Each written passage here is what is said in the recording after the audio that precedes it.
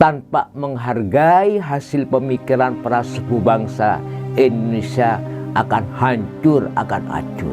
Berarti ini boleh disebut yang tidak cinta NKRI sebenarnya. Inilah yang disebut radikal. Penyakit bisa dihilangkan oleh Mbah Hasim, umpama bibit ini menanam bibit, dan bibit tumbuh subur juga, berbuah juga. Itulah kias simbol NU Sak Muhammadiyah. Sekarang itu sama-sama pohon berbuah semuanya. Ini sebenarnya tidak kita temukan di sekolah, Kiai. Sejarah-sejarah semacam itu. Ada apa kira-kira menurut Kiai? Ya, jadi sejarah itu bisa dibikin. Oh, Biasanya yang suka bikin-bikin itu penguasa. oh begitu.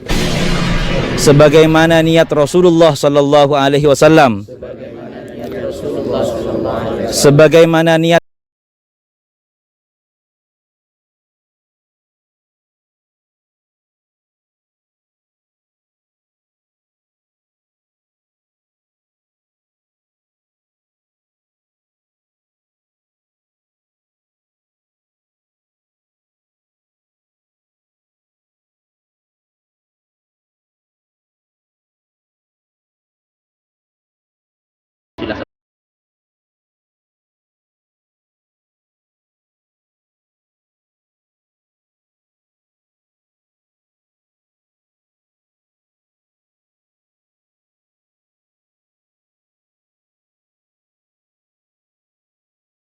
Bismillahirrahmanirrahim. Alhamdulillah wassalatu ala rasulillah, la haula wala quwata illa billah. Kiai Muzakir dengan nama lengkap Kiai Abdul Qahar Muzakir Hasbah. Beliau pengasuh Pondok Pesantren Syarif Hidayatullah di Jember. Dan hari ini kita sengaja mengundang beliau untuk mencari banyak pengetahuan yang belum kita temukan, kurang lebihnya tentang bagaimana umat Islam, kebangsaan dan lain sebagainya.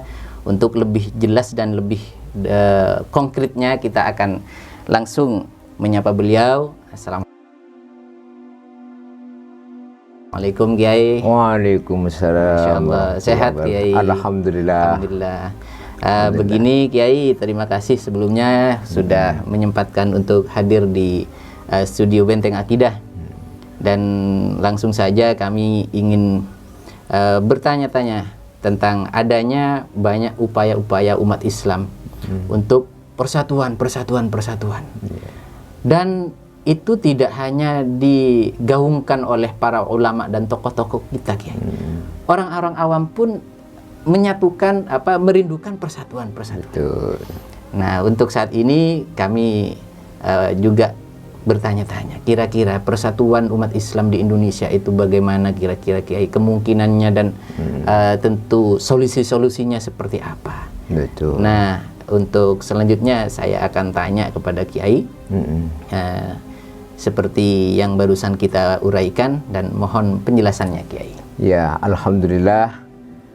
Ini merupakan persatuan, ini masalah yang sangat urgen di Indonesia ini, apalagi sebentar lagi tahun 2023 ini kita akan menghadapi tanggal 17 Agustus. 17 Agustus. Dan ini merupakan hari proklamasi kemerdekaan Indonesia yang ke-78. 78. Ya. Tentu keberadaan Indonesia ini tidak lepas dengan kebersatuan tadi. Satu contoh, leluhur kita ini punya istilah Bhinneka Tunggal Ika. Berbeda-beda tapi tetap satu jua. Ini setelah dikaji sudah merupakan semboyan 8 abad lamanya. Sehingga waktu itu Indonesia masih bernama Biladul Jawiyin. Oh, Biladul Jawiyin. Dulu sejarah itu. Negara Jawa. Negara Jawa, karena Jawa ini ya Nusantara ini. Dari Sabang Merauke itu yang menjadi penghulunya waktu itu adalah kesultanan. Betapa bersatunya kesultanan itu sehingga terbentuklah apa yang namanya Nusantara itu. Baru menjelang kemerdekaan Nusantara berubah menjadi Indonesia. Nah, waktu Biladil Jauhin ini Indonesia ini masih dijajah oleh kolonialis Belanda. Setelah itu baru masuk kolonialis Inggris. Awal kolonial itu lamanya sekitar 300 sampai 350 tahun. Itu dalam rangka misionarisme. Jadi ada misi tertentu, ya? Ada misi tertentu. Tapi karena kuatnya persatuan kesultanan di Indonesia, kita tahu di Samudra Pasai itu ada Kesultanan Shahkuala, sampai ke Maluku itu. Bahkan menurut sebuah buku sejarah, di Merauke itu, Irian Barat itu ada 8 kesultanan Islam. Jadi Papua itu nama kesultanan Muslim sebenarnya. Yang ini sudah mensingling, hilang sejarah itu, sehingga anak muda banyak yang tidak memahami itu. Nah, karena bersatunya para kesultanan itu 350 tahun kolonialisme dalam misionaris, kristenisasi Katolik tidak berhasil, baru berubah menjadi kolonialisme di bidang ekonomi. Yang menurut sejarah di sekolah kita itu selama 350 tahun. Itu periode kedua itu. Nah, maka itu berhasil ketika Belanda menjajah ekonomi Indonesia itu. Tapi para ulama yang merupakan kesinambungan dari perjuangan para sultan-sultan waktu itu tetap teguh pendiriannya, kebersatuannya untuk menghadapi kolonialisme di bidang ekonomi yang disebut dengan VOC, Verenigde Organizing Company itu. Semacam onhasi kampanye ekonomi Belanda itu. Maka orang seperti Ki Ahmad Dahlan sebelum mendirikan Muhammadiyah itu mendirikan Perserikatan Niagawan Muslim untuk menghadapi VOC Belanda itu yang menjajah ekonomi bangsa ini.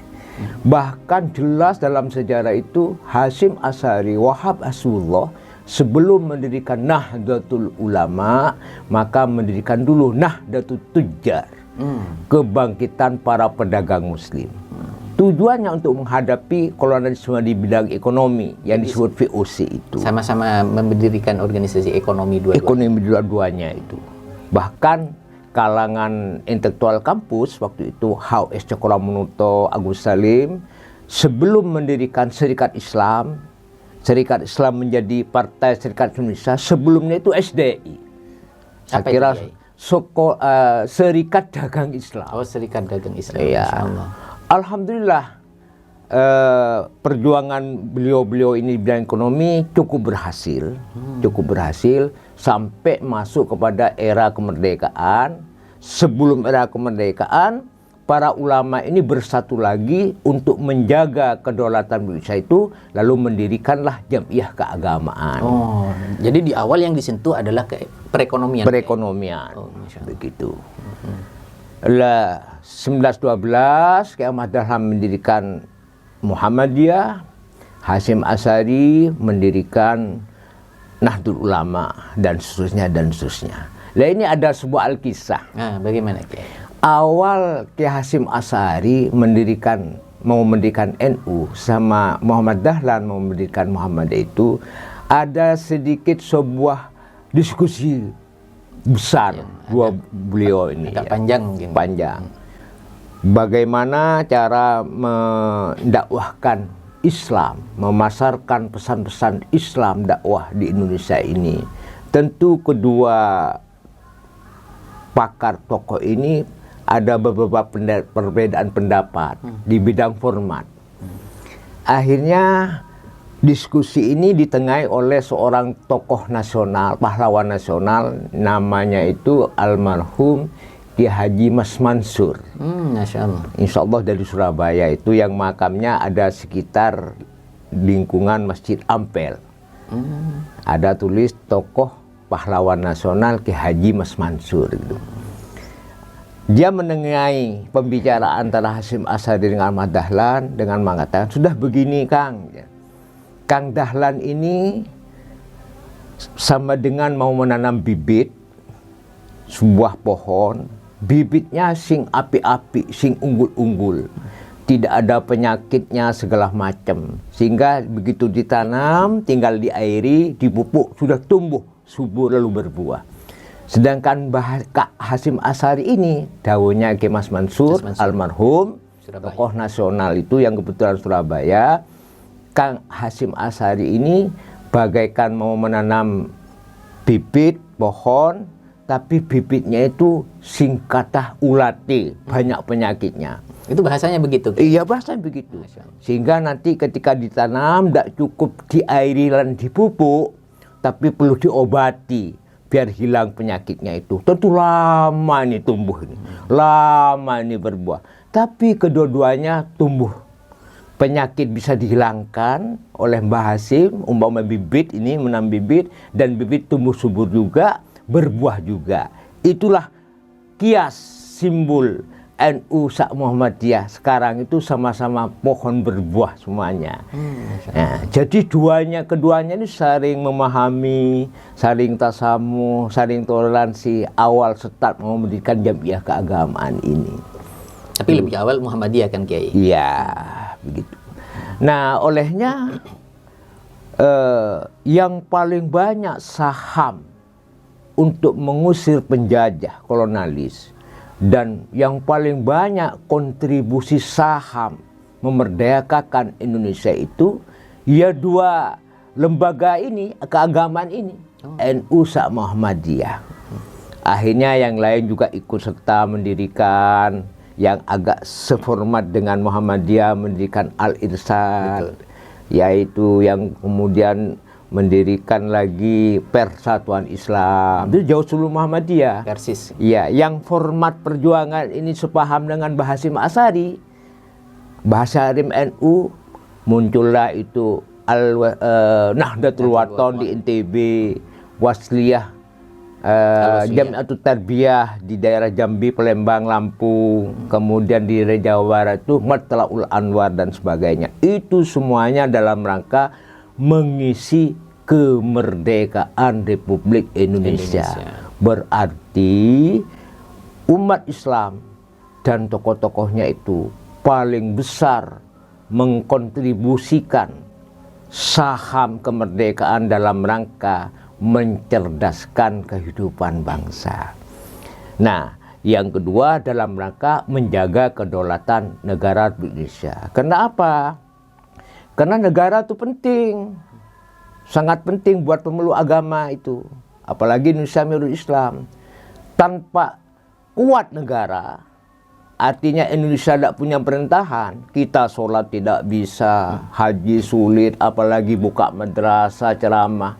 Olehnya Wahab Rasulullah itu mengeluarkan statement hubbul waton minal iman, gitu ya. Cinta tanah itu bagian iman. Sebab kalau negaranya utuh kuat, mandiri dari segi akidah, mandiri dari segi ekonomi, politik, segala macam, maka otomatis negara di situ bisa menjamin kehidupan bangsanya, kehidupan beragama dengan aman, damai, dan sempurna.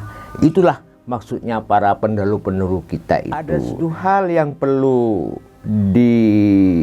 dijelaskan lebih-lebih kepada kaula muda Muslim Indonesia dan tentunya yang lainnya, supaya tidak terjadi missing, keterputusan sejarah. Maka para perintis kemerdekaan itu berhasil memproklamasikan kemerdekaan Indonesia ini pada tanggal 17 Agustus 1945 itu. Karena Indonesia dari masa kemerdekaan ini maksudnya adalah beralihnya Indonesia dari masa penjajahan kepada masa kemerdekaan. Masa penjajahan Indonesia ini masih dipenuhi dengan mistisisme, mistis, kehidupan mistis. Betul. Sehingga mengusir Belanda, para ulama itu dengan kekuatan roh agama dan sebagainya. Masa kemerdekaan bangsa Indonesia, umat Islam ini berada pada masa era ideologi. Tentu Indonesia sudah mulai masuk zaman kemodernan. Indonesia bukan sebuah kerajaan, Bukan lagi masalah kesultanan, karena kesultanan ini sudah disepakati oleh para ulama-ulama menjadi republik. Ya. Tentu Indonesia masuk pada era demokrasi. Karena dalam Islam itu wasawirhum bil amri surabainahum. Kebiasaan Rasulullah dalam memimpin Madinah, memimpin negara Madinah itu pendekatan musyawarah itu memang menjadi ciri khas. Betul. Ciri khas. Nah, olehnya Islam tidak alergi dengan demokrasi. Namun demokrasi yang betul-betul ciri khas daripada keagamaan yang sudah ditradisikan oleh para kesultanan itu. Nah, maka para perintis kemerdekaan kita dari NU ada Wahid Hasim, dari Muhammadiyah ada Kasman Singonimijo, ada Abdul Qohar Mudakir, tapi bukan saya ini. Iya. Namanya Dadaswanya itu. Kasman Singodimijo. Iya, akhirnya membuat sebuah nation agreement, perjanjian berbangsa bernegara yang disebut Pancasila itu, yang awalnya merupakan Jakarta Charter. Ya, piagam Jakarta itu. Sila keempat itu menggambarkan bentuk demokrasi yang khas keindonesiaan, yaitu kerakyatan, memimpin rakyat, mesin bangsa ini, yang dipimpin oleh hikmah. Hikmah ini teknologi Al-Quran. Tidak liberal, Ya. tidak diktator, Betul. Tidak miring ke kiri, miring ke tidak kanan. miring ke kiri, tidak miring, tapi ihdinas shiratal mustaqim. Kerakyatan yang dipimpin hikmah, kebijaksanaan. Tidak ada tirani minoritas, tidak ada tirani mayoritas. Semuanya duduk sejajar. Itu kebijaksanaan. Kerakyatan yang dipimpin hikmah, biasaan permusyawaratan, lagi-lagi wasawirhum bi'amsurabainahum. Perwakilan, ada wakalah-wakalah. Ya. Lewat DPR, MPR dan sebagainya itu.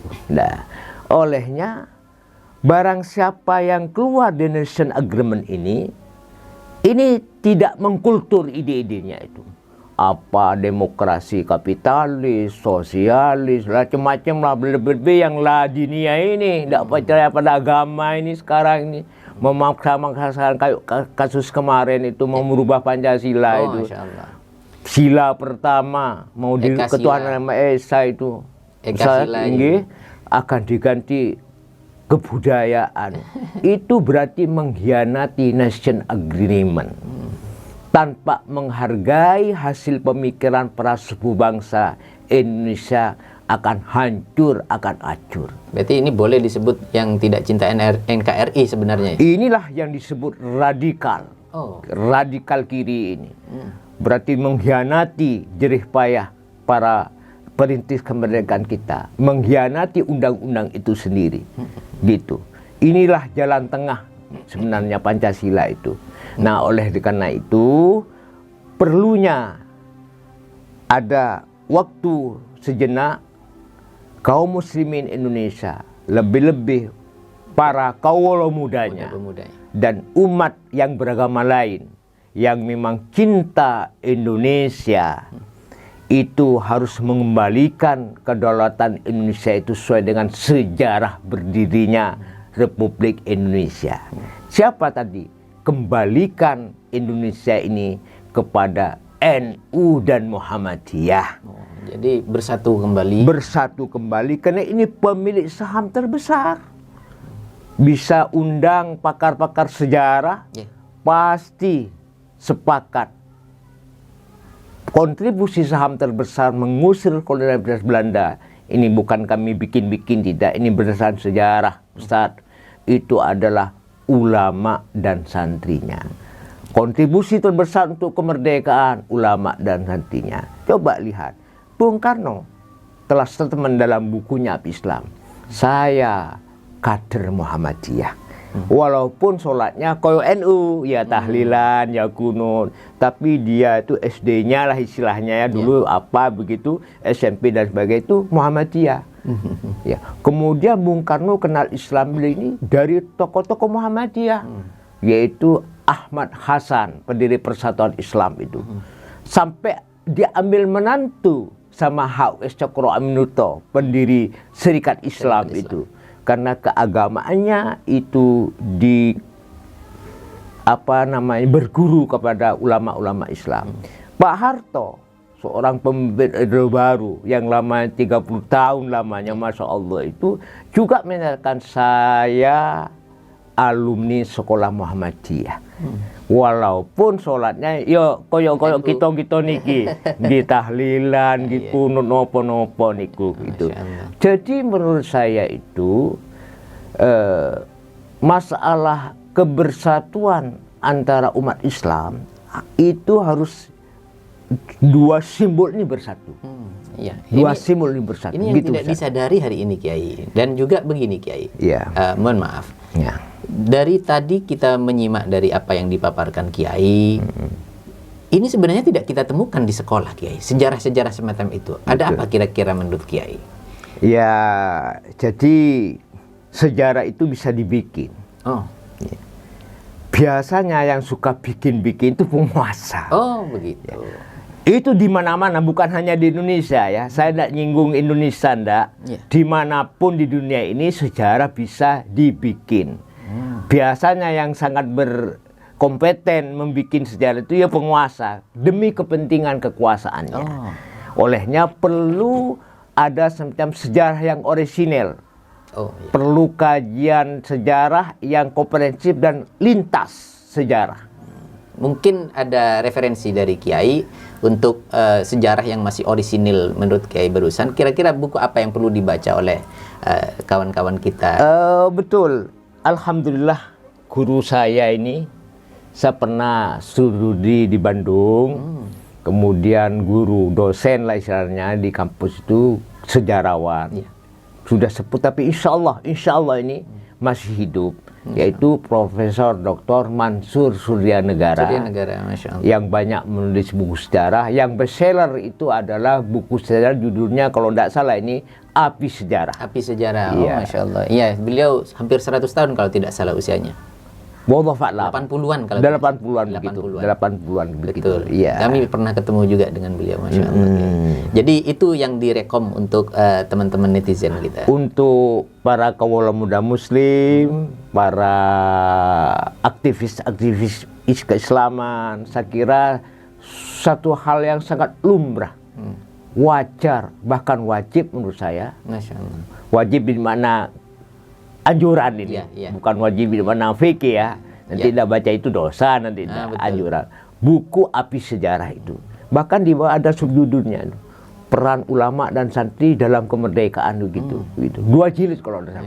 Baik.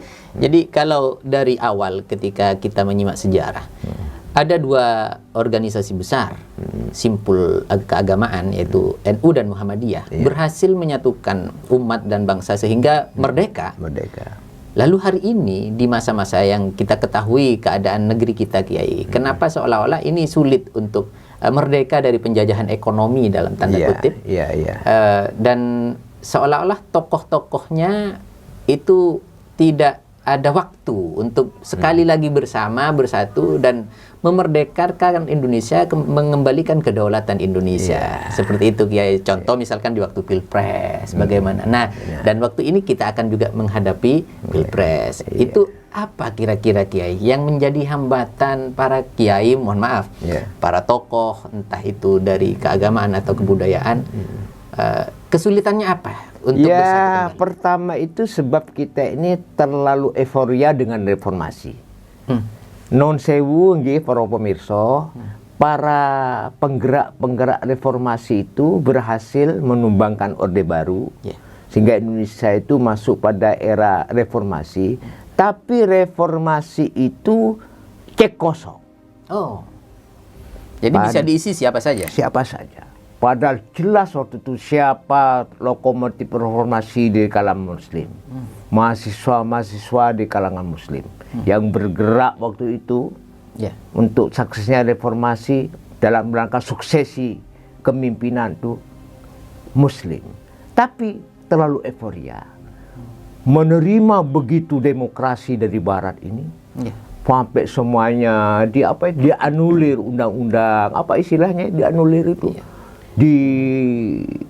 amandemen. Di amandemen ya, semuanya. mengadopsi berlebihan. Mengadopsi berlebihan dan sebagainya. Dan disinilah masalahnya. Sehingga tidak ada sebuah format khusus kepemimpinan sesuai dengan Pancasila dan UUD 45 itu. Yang notabene Pancasila itu adalah penciptanya adalah para ulama, walaupun nasionalis ada, tapi bukan nasionalis kiri, nasionalis kanan, nasionalis kanan. Karena nasionalis itu pecah, ada kiri ada kanan itu. Nah, gitu. Jadi solusi Kiai kira-kira langkah kita untuk kembali menyatukan menurut Kiai. Iya. Ya, sebelum saya menjelaskan hal itu, solusi bagaimana langkah-langkah supaya tumbuh kembali kebersatuan umat untuk menciptakan tatanan Indonesia yang lebih baik, lebih cerah, lebih aman, tentram, sesuai dengan lagu wajib kita baldatun thayyibatun wa rabbun ghafur itu, kita sedikit kembali ke belakang gitu ya. Karena masa depan itu bukan di depan, di belakang. At-tarihu yuraddu bil muqaddam, di belakang, bukan ke depan sana. Supaya bangsa itu bisa menatap masa depan, harus menatap masa belakang dulu. Oh, iya. Begitu.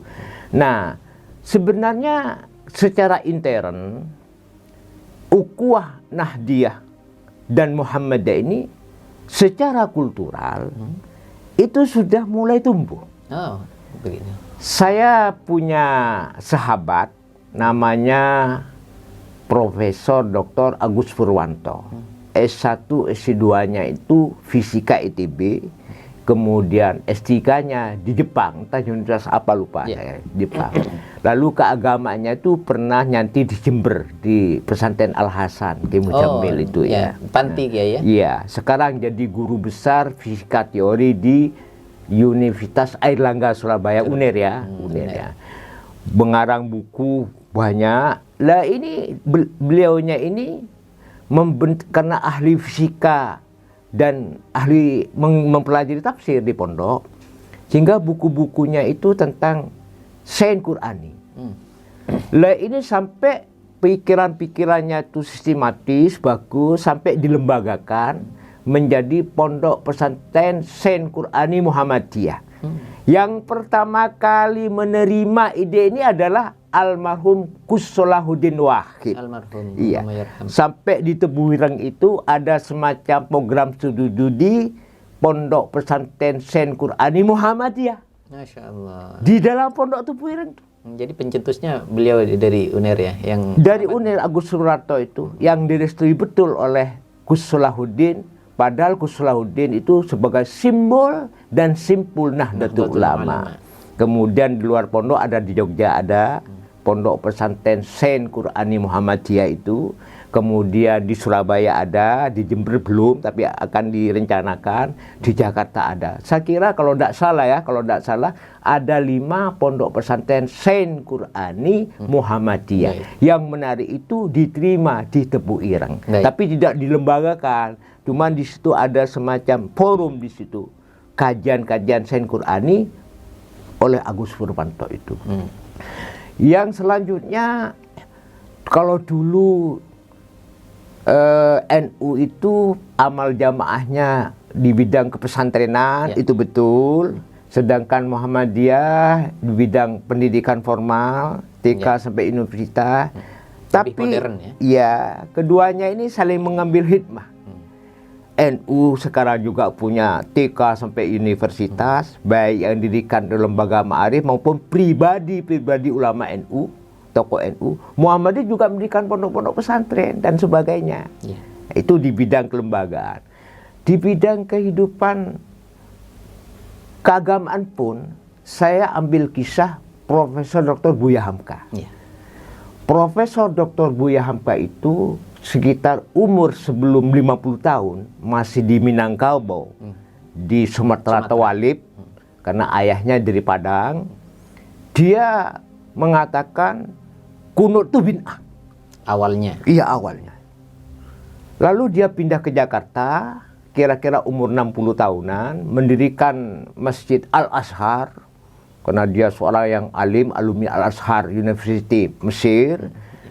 Lalu dia ngimamin sholat subuh di Al-Azhar itu pakai kunut. Masya Allah, berkunut. Betul kontroversial tahun 60-an tuh. Sampai ada sekelompok yang mengatakan Hamka ini tidak konsisten lagi sekarang.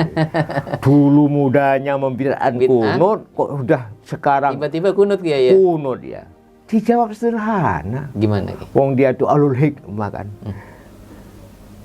Setelah saya umur 60 tahun dan kitab banyak saya baca, ternyata kunut itu mengandung fadilah yang sangat besar. Begitu. Masya Allah. Artinya secara kelembagaan, secara ilmu dan sebagainya, dua jam'iyah ini sebenarnya sudah saling berintegrasi, Ya. saling ngerti. Sehingga saya agak sedikit kurang setuju kalau NU dikatakan sebagai simbol Muslim tradisionalis, Muhammadiyah disimbolkan sebagai Muslim modernis. Saya kurang paham. Karena apa? Kurang setuju lah. Iya, hampir hilang dengan integrasi keilmuan dan kelembagaan antara dua jam'iyah NU Muhammadiyah itu, sehingga nggak ada lagi dikotomi Dikotomi ya. antara Muslim modernis dan Muslim tradisionalis.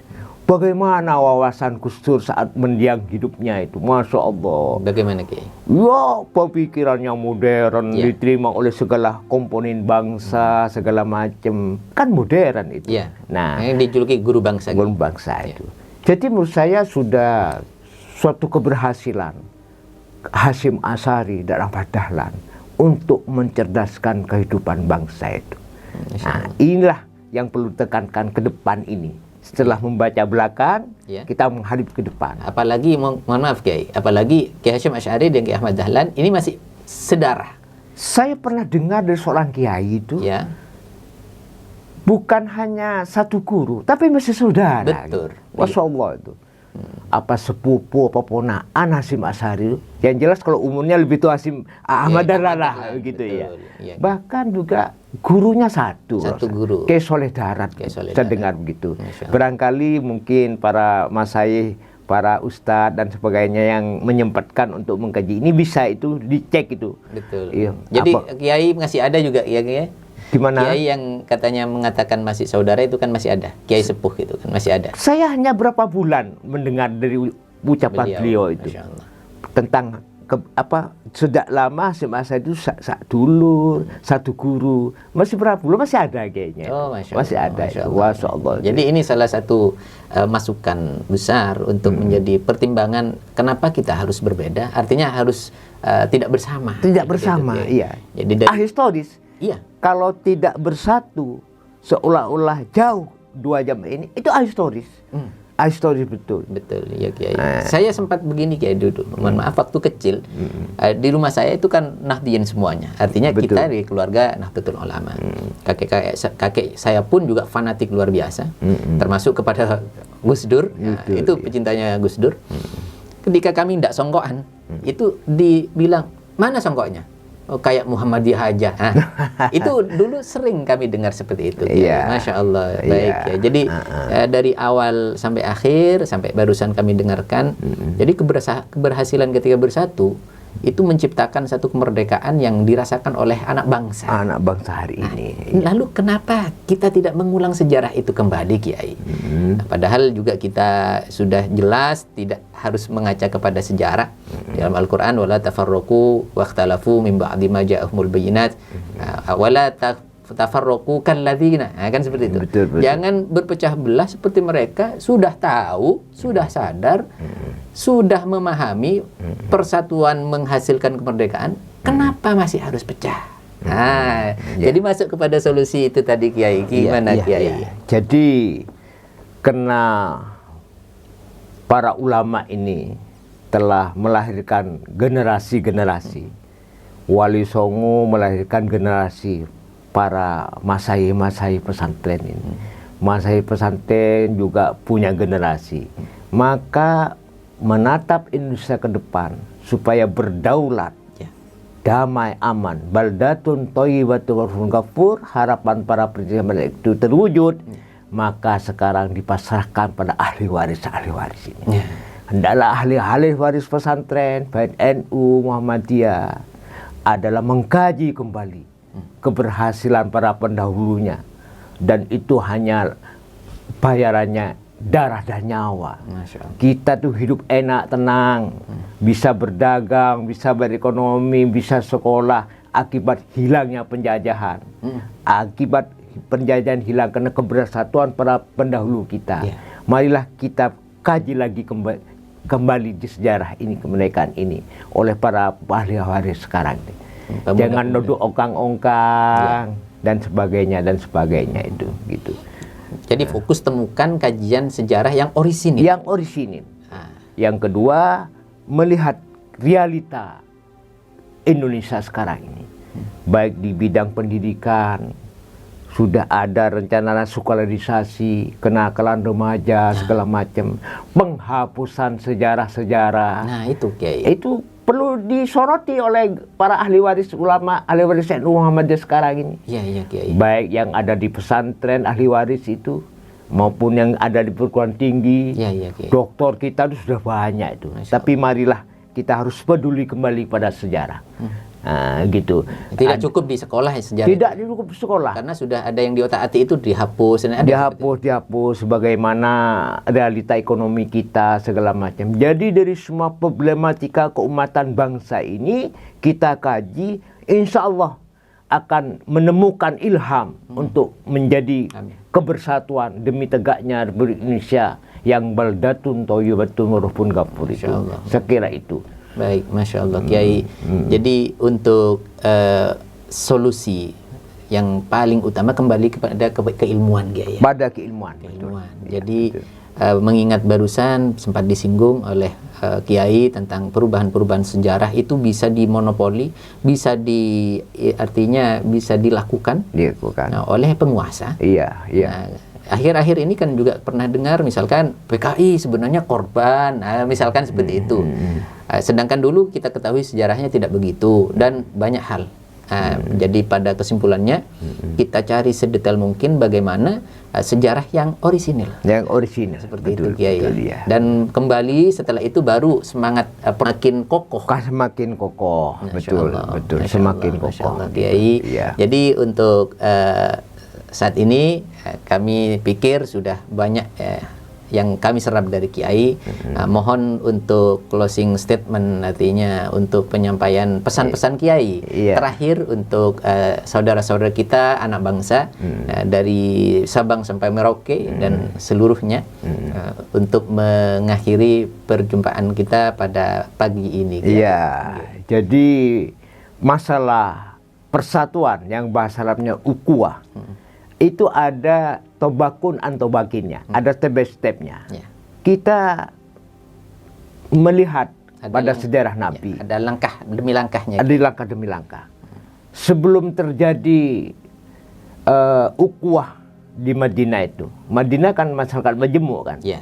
Ada Islam, ada Yahudi, ada Nasoro, ada macam As-Siddiqiyah. Organisasi besar juga ada ya? Ada. Bani Quraidah, iya, begitu. Tapi Nabi kan mengawali dengan namanya itu kebersatuan minal muhajirin wal ansor. As-sabiqunal awalun minal muhajirin wal ansor. Itu dimulai dekat di Mekah. Sehingga ketika hijrah, Masya Allah, kaum muhajirin, orang yang ikut hijrah Nabi dari Mekah ke Madinah itu disambut dengan damai oleh Muslim yang ada di Madinah yang disebut dengan kaum Ansor. Kaum Ansor itu gabungan kalau tidak salah kaum Aus wal Khazraj. Aus dan Khazraj. Lawannya Aus dan Khazraj waktu itu. Iya, betul ya. Apa saja kebutuhan kaum muhajirin dipenuhi oleh Ansor. Bahkan kata sejarah itu misalnya isinya pun bisa dicerah lalu diberikan orang muhajirin oleh Ansor. Kalau punya istri 4 yang cantik yang diberikan, bukan yang ada gitu.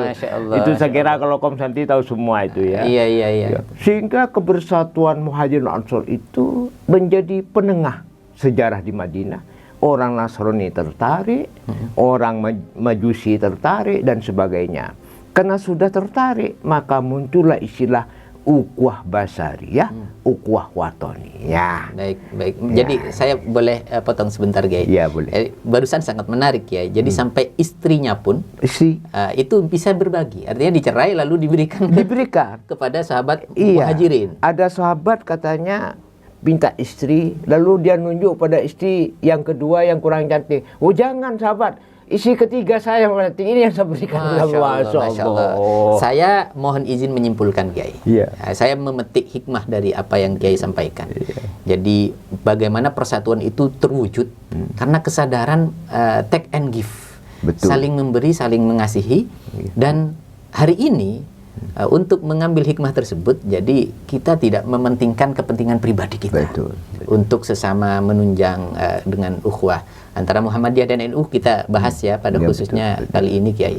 Jadi sampai istri pun ya ini kan privasi, Kiai. Betul.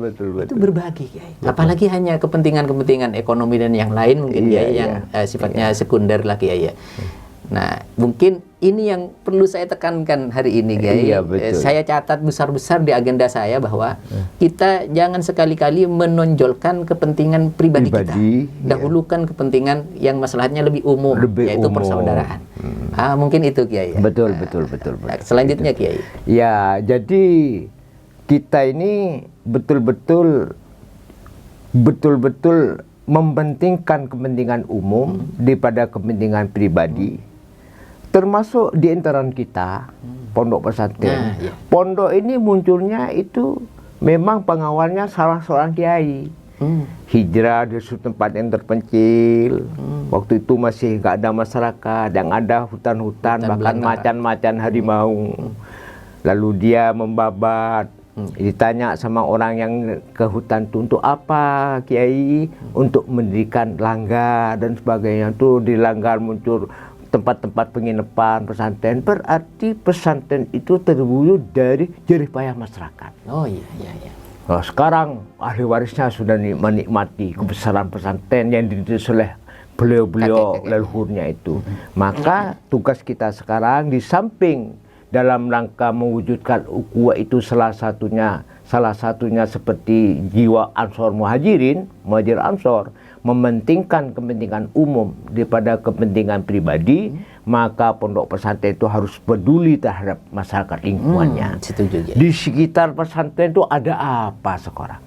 Masih kata fungsi gak sholat di kata, sin terjerat bang keliling di kata. Secara ubudiyah, secara ekonomi. Ekonomi, masya Allah, dekadesi murah, masya Allah. Ini harus kita rangkul kembali masyarakat itu.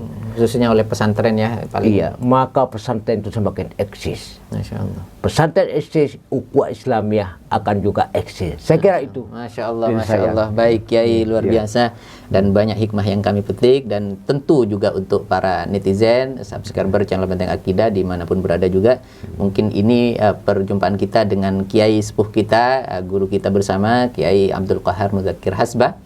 Semoga beliau diberikan panjang umur dan diberikan keleluasaan rezeki barokah, dan seterusnya beliau bisa berjuang, berdakwah bersama kita, artinya bisa memberikan pendampingan kepada kita dan umat. Amin ya rabbal alamin. Demikian, Kiai, sekali lagi terima kasih. Jazakumullah. Syukron. Begitu saja. Assalamualaikum warahmatullahi wabarakatuh. Waalaikumsalam warahmatullahi wabarakatuh.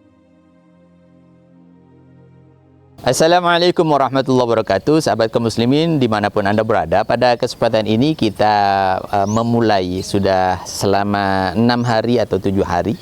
Mulai hari Rabu kita melakukan penggalian pondasi dan dasar dari pembangunan Madrasah Ibtidaiyah Diniyah Lil Yatim untuk anak-anak yatim kita, yatim mandiri kita, di mana konstruksinya kita akan bangun sekaligus dengan lokasi lokal atau asrama yang kita buat konstruksinya sebanyak 3 lantai. Insya Allah kita akan targetkan dalam waktu 3 atau 5 bulan ke depan pembangunan ini sudah bisa ditempati oleh anak-anak kita dalam rangka mengkader, mendidik dan mendampingi yatim-yatim mandiri kita. Dan di Al-Jalil 4 ini kita akan membuat satu program kemandirian, yaitu Kepemimpinan Muslim Indonesia. Bagi Anda, saudara kaum muslimin dimanapun Anda berada, Anda bisa berpartisipasi membangun tempat ini dan membangun di tanah wakaf yang luasnya kurang lebih 1.400 ini bersama kami, bersama Al-Jalil 4, di mana hari ini kita bersama pengasuhnya Lora Ahmad Syarif dan berikut bagian pengurusnya Al-Ustadz Muhammad Yaqub, yang mana kita juga akan bersama-sama mendampingi anak-anak kita sampai kita betul-betul siap menurunkan, menerjunkan dan mengawal anak kita terjun ke masyarakat di dalam dakwah dan mengemban amanah Rasulullah SAW. Baiklah, sekali lagi kaum muslimin dimanapun berada, muhsinin muhsinat, kita berikan kesempatan Anda untuk berdonasi dan menyisihkan rezeki Anda untuk pembangunan yang akan kita jelang kurang lebih 3-5 bulan ke depan. Baik, itu saja yang bisa kita sampaikan. Semoga Allah memberikan keberkahan dan keluasan untuk rezeki Anda semuanya, dan Allah terus menjaga Anda sebagai orang yang istiqamah, ahli surga, dan selalu berbuat amal jariah untuk Anda sendiri dan untuk orang tua Anda pada khususnya. Assalamualaikum warahmatullahi wabarakatuh.